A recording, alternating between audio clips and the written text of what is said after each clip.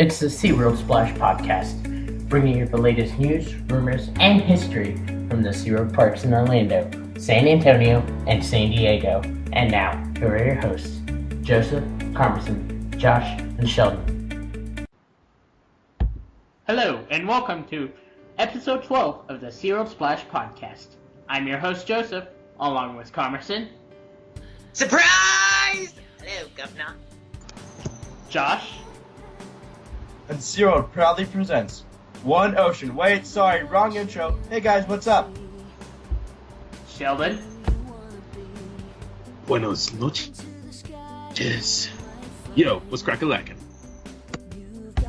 And today, since this episode is going to be about Earth Day, we will be talking all about Earth Day and conservation messages and what everyone can do to conserve our natural world. So, let's put on those ponchos and get ready to be drenched. So, as everyone knows, Earth Day is this Wednesday, April 22nd, and it is also known as the 4th anniversary of One Ocean. And we will be talking about how animals are affected and how SeaWorld is doing their part in rescues and conservation. And then Commerson Smith tells us how viewers can do their part to conserve our natural world. So, Sheldon, take it away.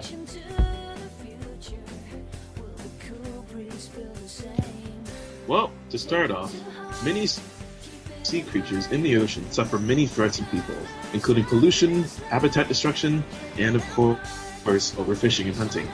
Many of our great whales and cetaceans, along with other dolphins, have become entangled in large nets and fishing gear and have drowned, along with many endangered sea turtles, which are already critically endangered as it is. Also, we've suffered severe habitat destruction from coral reef bleaching, as well as beaches and habitats being destroyed where sea turtles nest, and seagrass is disappearing where many manatees and dugongs have to graze. It's unfortunate, but this could be the future of our oceans as we know it, unless we do something to change it.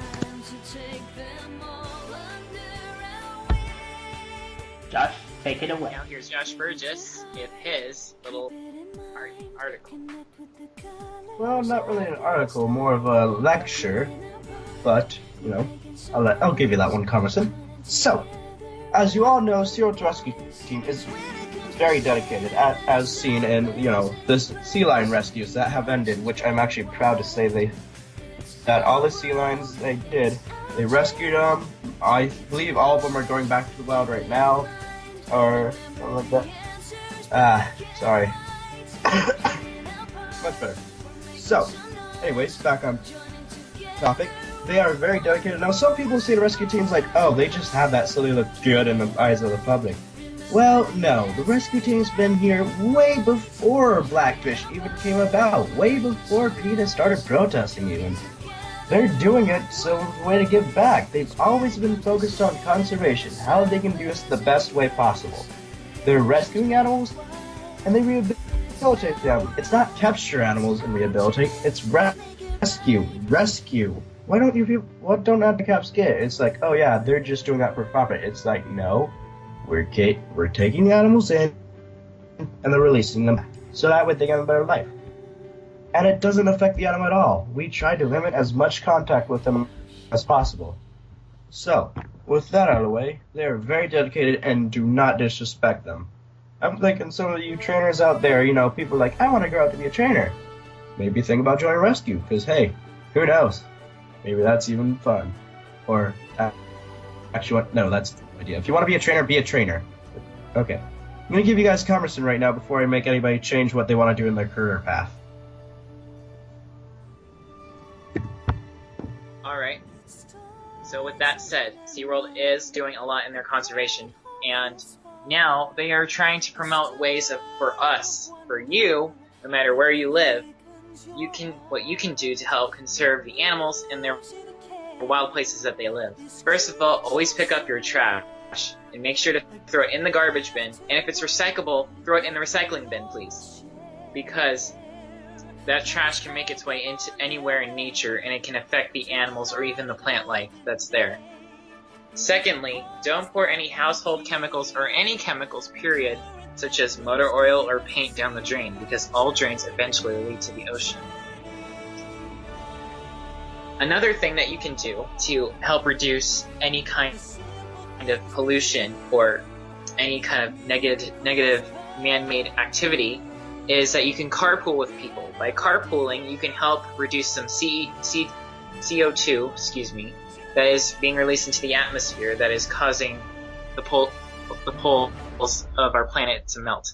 Now, it won't drastically affect it, but it will at least help give it some slight relief.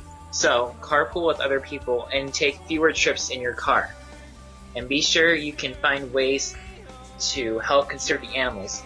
You can also go and plant native plants or any kinds of grasses or even trees in a native habitat where they're found to help support the wild ecosystems for the animals that live there. And if you want any other information and even pretty much like a whole training team or starting list on how to do all this, go visit Generation Nature at SeaWorld.com called My Actions. So, with that said, now we have a secondary special for Earth Day. Now recently we also we've announced that just give some sneak peeks, that we have been designing a brand new game for our website. And this new game will be opening on Earth Day this Wednesday. This new game is called Orca Species. And this was a project that we've been working on for about 3 weeks right now. And it's going to be a fun, very easy to understand little educational game that will be on our website, www.SeaWorldSplash.com. Go under Orca Species. You'll be greeted with a Shamu Adventure soundtrack, a new background, and the whole game Orca Species is going to help you learn how to identify different orca ecotypes from around the world. This game will first show you all the pictures of every type of ecotype of killer whale that's found around the different corners of our planet. It'll also give little details to help you look at certain pinpoints on their bodies, because the questions that are going to be asked in the game are going to be asking about the individual type of whale's details. So all you have to do is choose a picture of one of the whales, look at it, and read the little detail slots that are with it. Then once you have read it, go down to the questions, and it will ask you certain questions. It's like, is the melon bulbous? Is the dorsal fin curving front or back? Is the color different? Does it have any additional markings to it?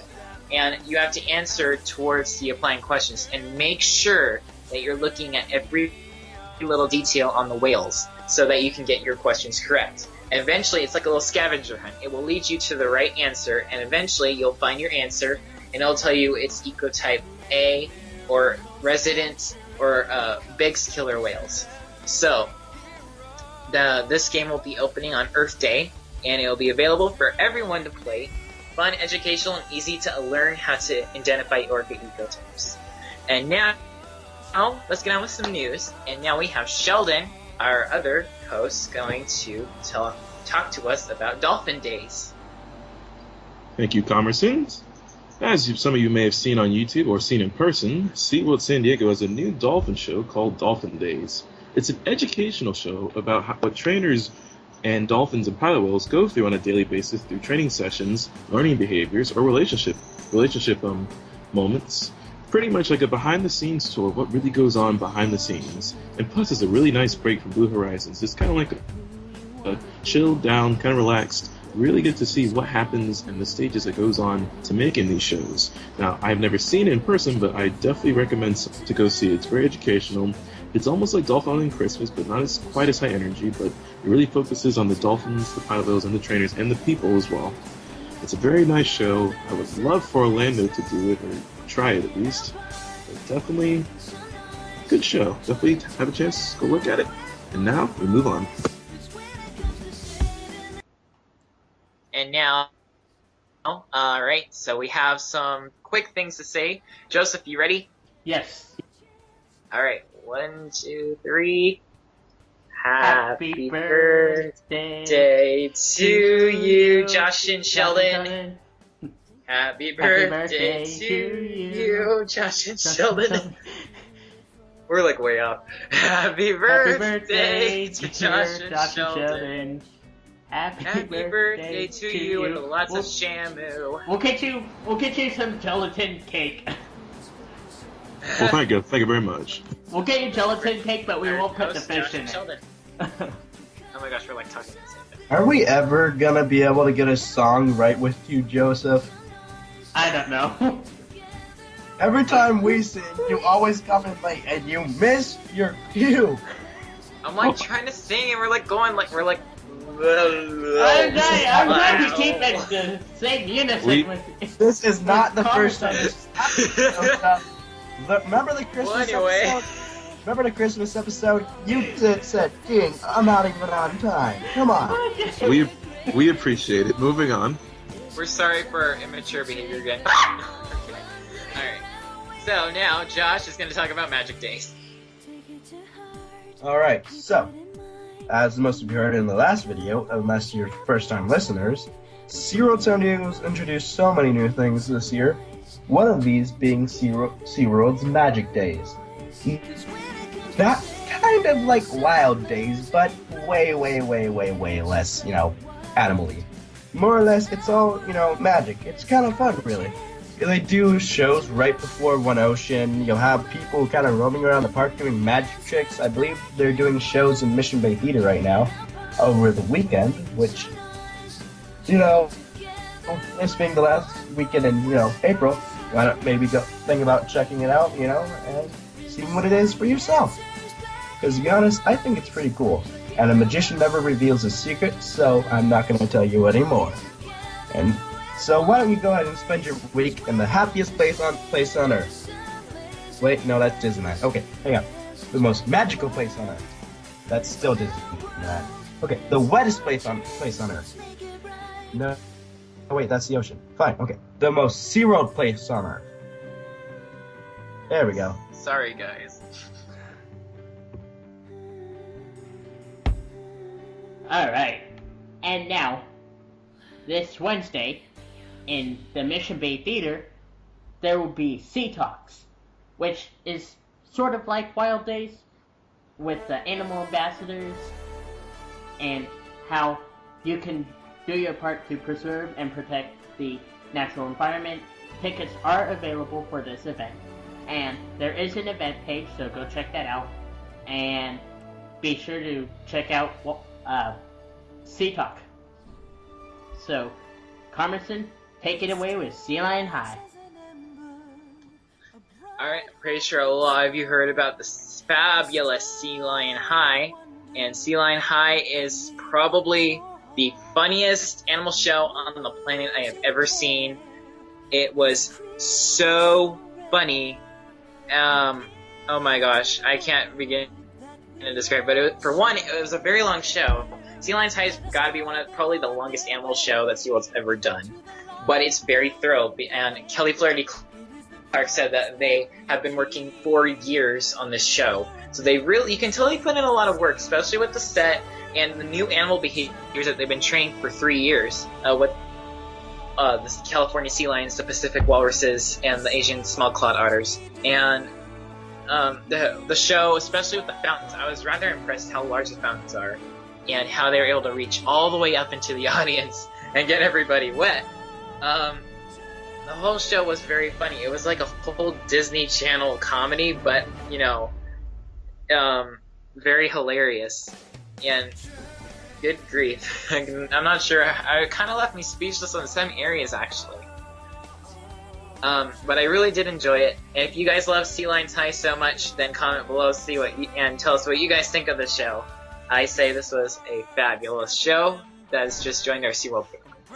For Sea Lions High at SeaWorld San Antonio, that one will be opening, I believe, next month, and along with Pacific Point Preserve, and also the new restaurant that I can't remember the name of, sadly, that goes with Pacific Point, but it is a harbor-themed restaurant.